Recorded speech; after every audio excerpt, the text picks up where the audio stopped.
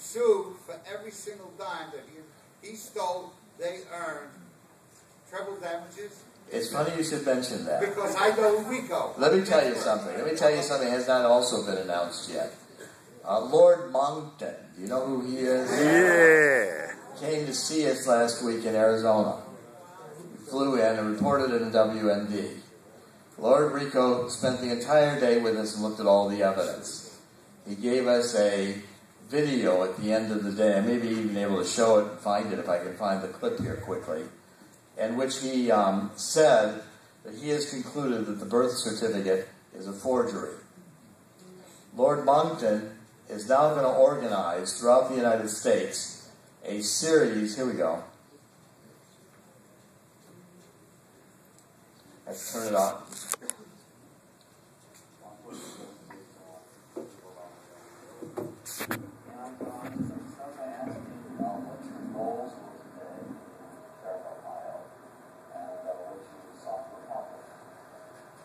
About by chance, I happened to then slip on a radio program, which should really be about better warning, that I have become concerned about the propriety of birth certificates, so-called, on the White House website, as a result of having watched from end to end, turned Arpaio first press conference, in which he and I laid out the results of the verification today. And as a result, somebody who knew President Sheriff got in touch and said, he was going to come down and see the show, and I'd like to say.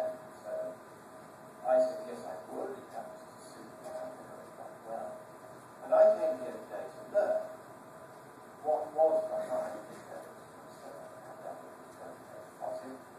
and I have now got very much clearer understanding of why they're away, and my assessment is that they are right to do what that document is not. Did you all hear that? Yeah. Concludes that document is not genuine.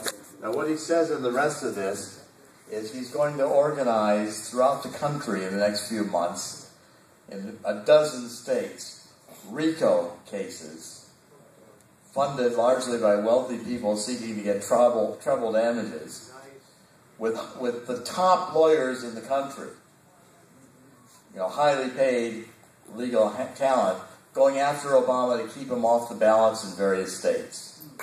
And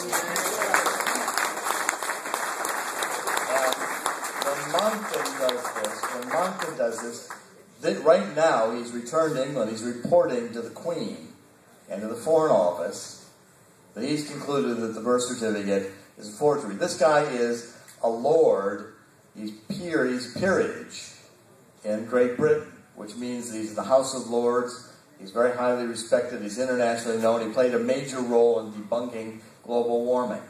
And he's going to play a major role in getting Obama out of the White House. A couple more questions. Yes, sir? Witness, yes. Have you guys looked into the motive behind this? The motives? Well, the motives are clear. The Democrats felt that they could elect a communist. I mean, I'm sorry. They've been looking to do this. They've been looking to do this for 50 years. They finally found one they could sell to the American people.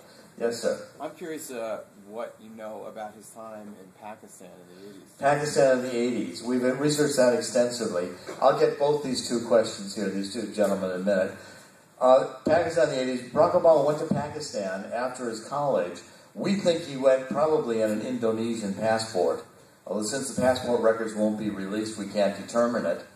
It's most likely he connected with intelligence sources at that time. We're not yet sure what that means, but it was very disturbing to see him with acting like a KGB agent when he told Medvedev, just wait a little bit, I'll tell Vladimir. Sure looked like he was reporting to his handlers. You, sir, and then you, sir. Yes, sir. So obviously you've done lots of research, 6 years of research. Yes. And I'm completely convinced by that. But what makes you convinced that the Obama lovers are going to accept those facts? I don't think the Obama lovers will accept the facts. So therefore, But I mean, why do you think it's effective? right. Because the media is just going to view us as The media will do everything it can to block it out. But at certain points it tips. I saw it in Watergate. I've seen it before in many issues. At some point, something happens. We indict somebody or name somebody as the forger. We make it clear that crimes were committed. Cases get being presented in courts all over the country. And eventually the Democrats just say, it's not worth it. Remember, I did a Swift Boat campaign against John Kerry. We faced the same obstacles. If we can convince 5% of the people who aren't thinking about this issue today to think that it's true and understand and look at the evidence and see it with their own eyes, read what's in my book, 5% of people, that's enough to tip the election against Obama in key states like Ohio and Pennsylvania and Wisconsin. You don't need to convince all the people. You need to convince enough. And at some point, the Democratic Party is going to say, do we really want to go with this guy? Is it really worth it? Obama suffered a huge hit in the last few days on Obamacare. It's just starting for Obama. Sir, yes, there's another gentleman who had his hand up. Was it you, sir? Yes. Theo D'Onofrio, in his blog, Natural Born Citizen, wrote, he was a fellow found that Chester Arthur was the first. Yes. He's written that a quo warranto proceeding, which I don't frankly completely understand. It's really the only legal means to remove him from office. And I'm curious if you agree and how that would be articulated. Quo warranto may be the way to go. It's essentially a group of citizens who present a warrant to the courts, and the courts say that it is effective and demand action. My guess is, as this builds, there may be a point at which it becomes convenient for Obama to resign, the same way that Richard Nixon exited. When things change to a certain point, they can change very fast. American people decide they've been lied to by the Democratic Party. The Democratic Party better run fast to get ahead of the issue. The only way they may be able to do it is by dumping Obama. Yes, sir? Donald Trump recently, and I think in the past too, questioned the legitimacy of his birth. Is he on your side? I've always thought Donald Trump is working for Obama.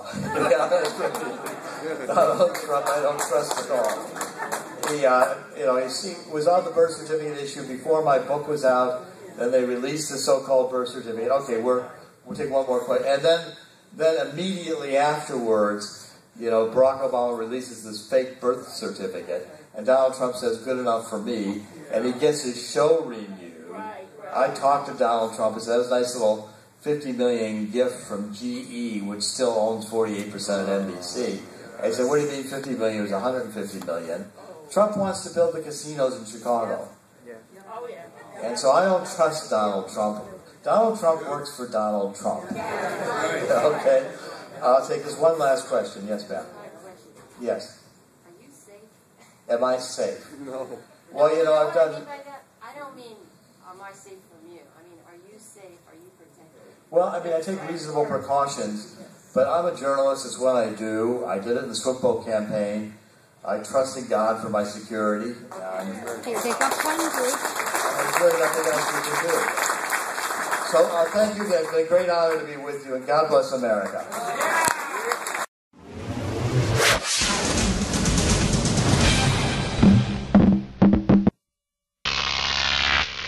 Crop TV.